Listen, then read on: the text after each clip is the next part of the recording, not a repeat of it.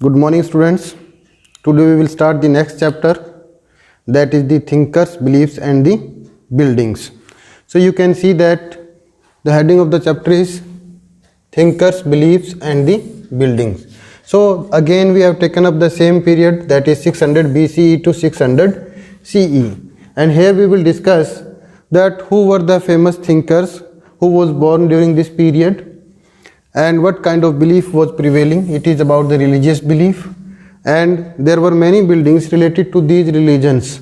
So what sort of buildings were built at that time, what was their structure and what were their significances. So these all things we will be discussing today in this chapter. Now what kind of sources we have taken into care while reconstructing the history of this period, about its religious belief, about thinkers, what kind of buildings were there. So there were some sources which were utilized by the historians. And what were these sources that we are going to discuss here. So first of all, Buddhist, Jaina and Brahminical texts written in various languages. So there were three mainly religious philosophy was prevailing in India. Brahmanism, which is the oldest one. Second was Buddhism, and third one the Jainism. So many texts were available from these three philosophies. So these texts were utilized by the historian to reconstruct the history of that period. Then large and impressive material remains, including monuments and the inscriptions. So many inscriptions, monuments have also been obtained of that period. So these buildings, these inscriptions, these monuments also tell us about the period of that time, about the religious belief of the people of that time. The mid-first millennium BC is often regarded as a turning point in the world history.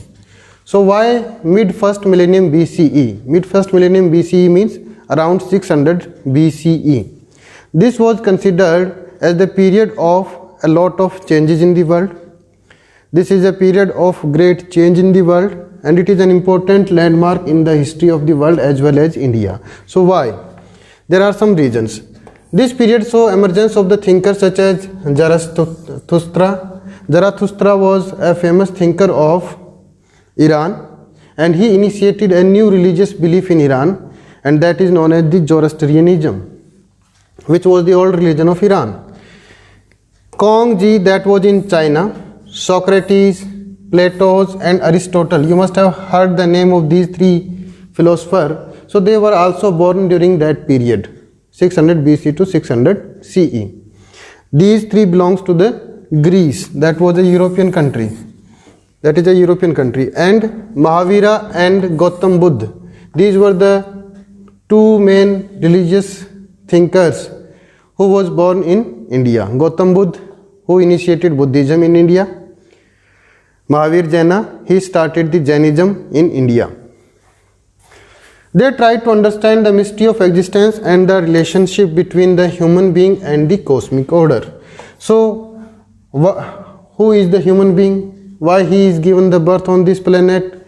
And what is the real truth behind this world? And whether there is another life after the death or not. So these were many questions which were prevailing at that time. So they tried to know about the mystery behind these questions. This was also the time when new kingdoms and cities developing all over the world, including India as well. This was also the time when social and economic life was changing in a variety of ways in the Ganga Valley. So the civilization in Ganga Valley was emerging at that time. Before that, there used to be the Indus Valley civilization. So a number of changes were also taking place in the social and economic life of the people in Gangetic Valley. So this was a period of a great change in the social, economic and religious life of the people. So we are discussing about this period. We are discussing here about the religious life of the people. Social and economic we have already discussed in the previous chapters. First of all, the sacrificial tradition. The sacrificial tradition, we mean that the old Hindu religion, the Sanatan Dharma. So here we will discuss about the Sanatan Dharma, क्योंकि सनातन धर्म में ही sacrifices किए जाते थे. Sacrifices generally were done in हवनाज, यजनाज. तो जो हवन और यज्ञ में आहुति देते थे, that was called as the sacrificial tradition. So here we are referring to the Hinduism. The Rig Veda, compiled between 1500 BCE and 1000 BCE, and consists of the hymns in praise of variety of deities, especially Agni, Indra and Soma. So as we discussed that Rig Veda is the oldest scripture of India, and this was composed by the people who were living in the river Indus Valley or its tributaries. So here the three principal deities are mentioned, not Shiv, not Vishnu, not Brahma. And these three deities are Agni, Indra and Soma. These hymns were chanted when the sacrifices were performed and people prayed for the cattle, sun, good health, long life and other things. So when these mantras were composed in Sanskrit language, and generally हवन यज्ञ करते हैं तो इन मंत्रों का उच्चारण किया जाता है. So these were chanted during the performing the sacrifices. Sacrifices were generally offered to the Agni. हवन में अग्नि जलती थी, उसमें हम sacrifices करते थे, संकल्प करते थे, इन मंत्रों के साथ उसमें sacrifices किया जाता था. तो हवन यज्ञ क्यों करते थे? We were doing this for the cattle, sons, for producing better sons, good health of the family members, long life and some other gains were there, for which we were doing these havanas and yagnas. हवन और यज्ञ इसीलिए किए जाते थे. Then the sacrifices earlier were performed collectively. Generally many people used to gather there and they used to perform the yajnas. Later 500 BC onward, some were performed by the head of the household for well-being of the domestic units. फिर बाद में जो घर का मुखिया होता था वही इन हवन और यज्ञों को परफॉर्म करने का काम करता था. घर का मुखिया बैठता था हवन के ऊपर and he used to perform these yajnas. पहले ये कलेक्टिवली भी होते थे and they were done at the large scale like the Ashvamedha yajna, Rajasuya yajna, and these are also mentioned in Ramayanas and Mahabharatas as well. More elaborate sacrifices such as Rajasuya and Ashwamedha that we have already discussed were performed by the chief. Chief means the ruler or the kings who depended on Brahmana priest to conduct the rituals. So ये generally बड़े scale पे जो यज्ञ होते थे ये थे राजसूय and Ashwamedh. And these were performed by the Brahmanas and generally these used to be at the large scale. So these were generally performed by the chiefs of a kingdom, by the ruler of a kingdom. Like we have got the mention of Ashwamedh and Rajasuya in Mahabharata, which were performed by the Yudhishthira, who was the ruler of Kuru kingdom. Then, at the same time, new questions also emerged in that period. What were these questions? Many people were curious about the meaning of life, the possibility of life after death. So these were the questions which were emerging in the mind of the people and they wanted answer to these questions. पहला प्रश्न क्या था कि मृत्यु के बाद में मानव का क्या होता है? What happened after the death? Whether there is a rebirth or not? What is the use of karma and rebirth? जैसे कि गीता में कहा है कि जैसे कर्म करोगे वैसे ही फल मिलेंगे. So is it okay or not? Whether it is right that if we do the good deeds we will get the better birth in the next life, but whether there was rebirth or not, so that was also a question. So people wanted to know the answer of these questions. Such issues were hotly debated. तो इनके ऊपर काफ़ी discussion और debate होता था. Thinkers were concerned with the understanding and expressing the nature of the ultimate reality. So many thinkers used to assemble together. They used to discuss these questions about which the people were very curious. They wanted to know the truth behind these things, whether there is rebirth or not, whether there is a soul or not, what is the use of religion. So these were the questions which were teeming in the mind of the people of that time. But to get the answer of these questions, they used to go to the great thinkers, and sometimes these great thinkers used to assemble together. They used to discuss and debate. So a lot of debate used to take place on these issues. And generally these debates and discussions used to take place outside the village in a specially made hut which was having a pointed roof. You can see that this is a hut and it is having a pointed roof. So this was known as the Kutta Gharsala. This was known as the Kutta Gharsala. Kutta Gharsala was a hut which was having a pointed roof. The thinkers or the philosophers used to sit in this Kutta Gharsala. Villagers also used to gather over there, and they used to debate and discuss these hot issues like what was rebirth and whether there is a life after the death and what is the ultimate reality. So there were many, as 64 sects of school of thought. It means there were 64 religious beliefs at that time prevailing in Indian subcontinent only, and lively discussions and debate used to take place between the teachers of these schools of thoughts. So 64 different ideologies were prevailing in Indian subcontinent. So many teachers from these ideologies, they used to sit together and they used to convince each other. They used to trying to convince each other. Teachers like Buddha and Mahavira traveled from place to place, trying to convince one another as well as lay persons about the validity of their philosophy or the way they understand the world. So उसमें से जो दो main debater थे उनके नाम थे महावीर और Mahatma Buddha, Gautam Buddha and Mahavir. So they used to be great debaters. They also used to travel from one place to another place, and they used to convince the people about their thinking, their ideologies, and they used to tell the people that what they have understood from the world and what is the reality of the life. So they used to convince the people with their discussions and debate, their logics. Debate took place in the Kutta Gharsala that I told you. This pointed roof hut was known as the Kutta Gharsala, and traveling mendicants who used to move from one place to another place like Gautam Buddha and Mahavira, they used to sit here, people used to gather, and there used to be a debate. If a philosopher succeeded in convincing one of his rivals, suppose if the debate is taking place in between the two people, and these two people belonging to different sects, so they tried to convince each other by giving the logic that their ideology is better and they have understood the world in a better way than the other person, than the counterpart. If one thinker used to convince another thinker, then the person who got a defeat in that debate, he generally used to become the follower of the previous one. Suppose दो लोगों के बीच में debate चल रही थी. एक कहता है कि जो उसने वर्ल्ड को समझा वो बेटर है, लाइक एक बुद्धिज्म का आ गया, दूसरा जैनिज्म का आ गया. अगर एक ने दूसरे को कन्विंस कर दिया तो दूसरा जो कन्विंस हो जाता है उसके लॉजिक से सेटिस्फाई हो जाता है, वो पहले वाले का फॉलोवर बन जाता था. So as a result that religious philosophy prevailed for a long period of time, that flourished, whose thinkers were able to convince the maximum people. यानी कि जिसके डिबेटर ज़्यादा अच्छे होते थे वही रिलीजियस आइडियोलॉजी सबसे ज़्यादा उस टाइम पे फैलने और फलने का काम करती थी.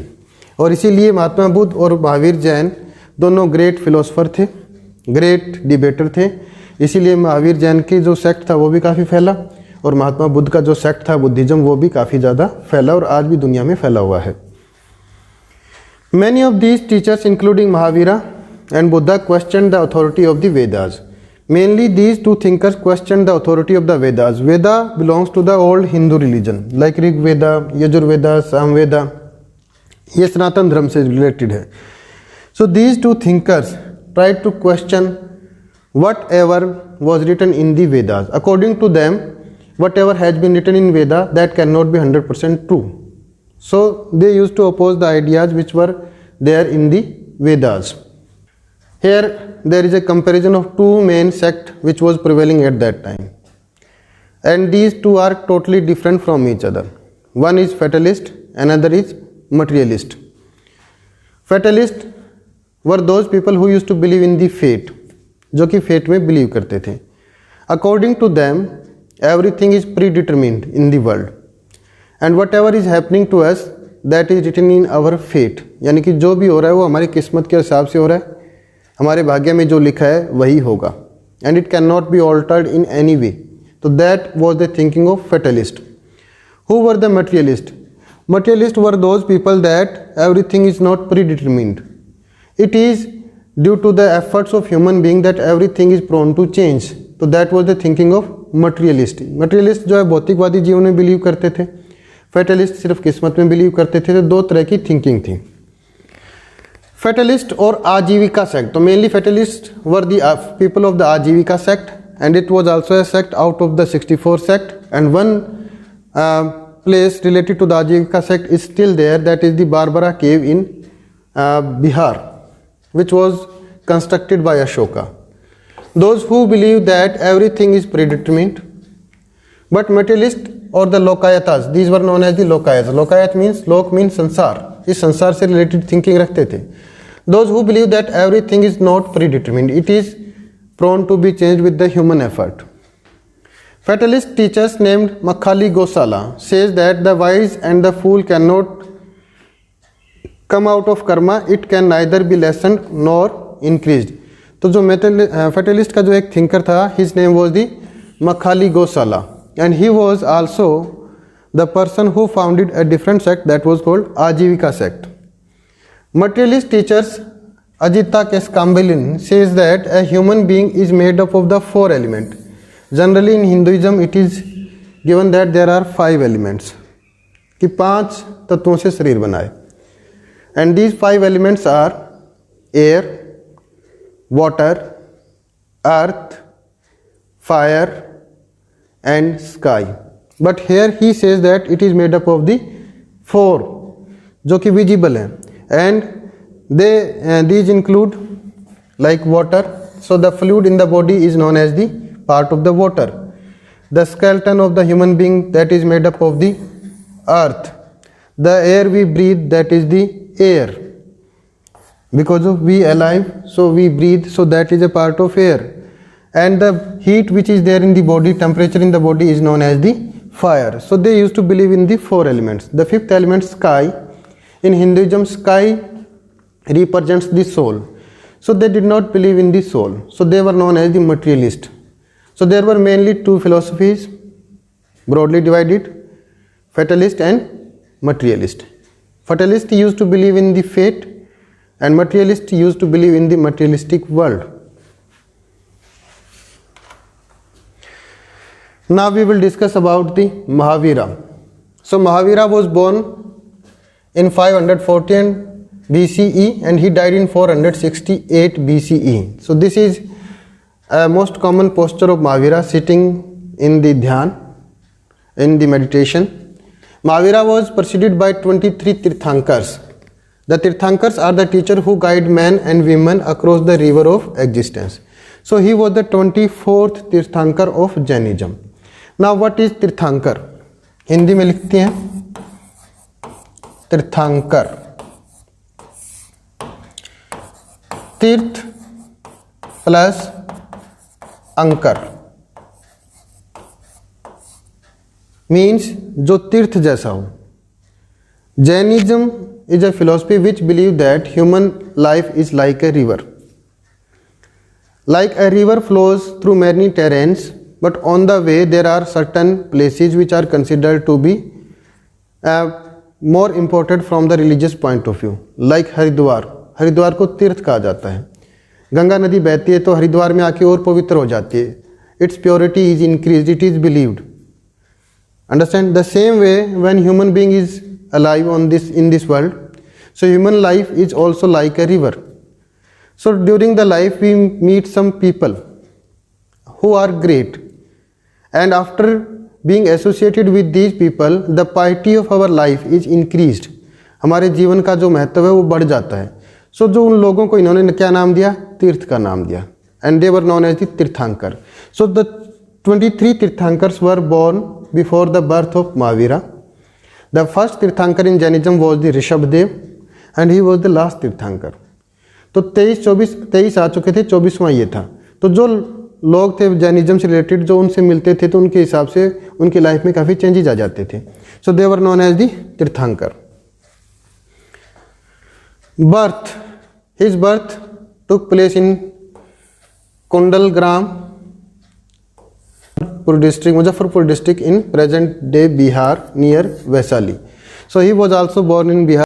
His father's name was the Siddharth, who was the Janatriya chief, and he was belonged to the Kshatriya clan. So he was not Brahmana by birth, he was Kshatriya. Mother name was the Trishala, and she was a Lisavi princess. Yashoda was the name of his wife. At the age of 30, he left home, and after 12 years, he attained the knowledge. He passed away at the age of 72 near Pawapuri in Bihar. So this is a brief life sketch of Mahavir Jain. So he was from the Kshatriya clan, but he wanted to know the reality of the life and the world. So he left home and he did the severe penance, and he attained the enlightenment, or he attained the knowledge. Then he preached to the people many things. So we will here discuss now about the teachings of Jainism. Now, what was the message of Mahavira given to the world? What were his basic ideas, and what is Jaina philosophy? That we will discuss. The main teachings of Mahavira are: the entire world is animated, even stones, rocks, water have life. So according to him, everything, whatever is visible in this world is having a life. पूरी दुनिया के अंदर जो भी चीज़ें हैं animated है और उनमें लाइफ है, चाहे वो स्टोन हो, चाहे वो दीवार हो, चाहे वो प्लांट्स हो, सभी में जीवन है. So he believe that everything is having a life, so we must respect everything. No injury to living being, especially to human, animals and plants and insect.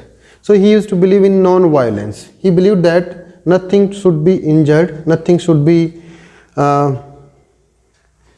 hurt, because everything is having a life. So the core value of Indian philosophy, that is of non-violence, that also came from this philosophy of Jainism. The cycle of birth and rebirth is shaped through the karma. According to him, birth and rebirth is dependent on the karma. This is also given in the Gita, that is the old scripture of Hinduism. Asceticism and penance are required to free oneself from the cycle of karma. If we want to get rid of this cycle of karma, we want salvation. Salvation means हम मोक्ष की प्राप्ति चाहते हैं. So we need to do asceticism. हमें जो है दुनिया से दूर रहना चाहिए. And we have to do the penance. It means we should not be so materialistic. We should be away from the materialism. And we have to do the penance. हमें तपस्या की जरूरत है, तभी हमें मोक्ष की प्राप्ति हो सकती है. तो this was the teaching of Mahavir Jaina. And this can be attained only by renouncing the world. जब हम दुनिया को त्याग देंगे, यानी कि दुनिया के अंदर हम खोए नहीं, हम मटेरियलिज्म से दूर रहें. Therefore, monastic existence is a necessary condition of the salvation. यानी कि हमें अपने आप को अलग रखना है दुनिया से, हमें भौतिक सुखों में खोना नहीं है. We should be living away from the materialistic world. Only then we can attain the salvation. So this is the precondition of the human beings' salvation. So these were the philosophy which were given by the Mahavir Jaina.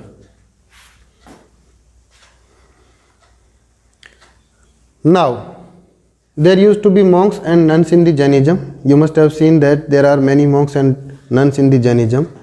So what was their life, that we will discuss. Rules for the monks in Jainism. Jaina monks and nuns took 5 oaths. They used to take the 5 oaths. And these were the abstain from killing, कि वो किसी को मारेंगे नहीं. To abstain from stealing, वो चोरी नहीं करेंगे. To abstain from lying, कभी झूठ नहीं बोलना.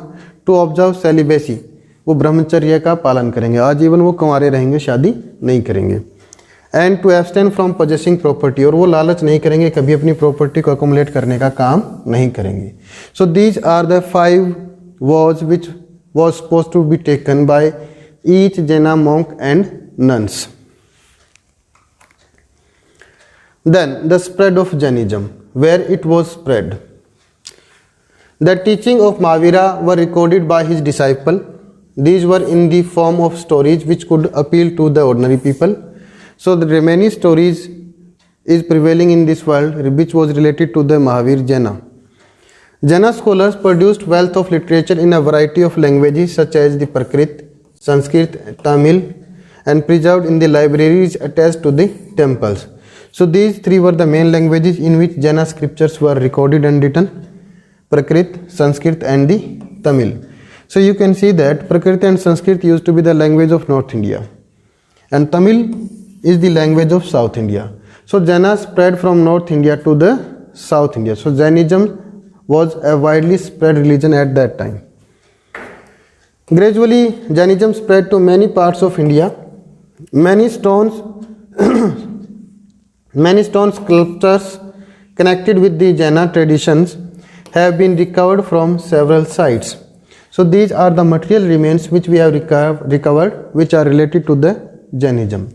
Stone sculptures and inscriptions we have recovered from various sites throughout the Indian subcontinent.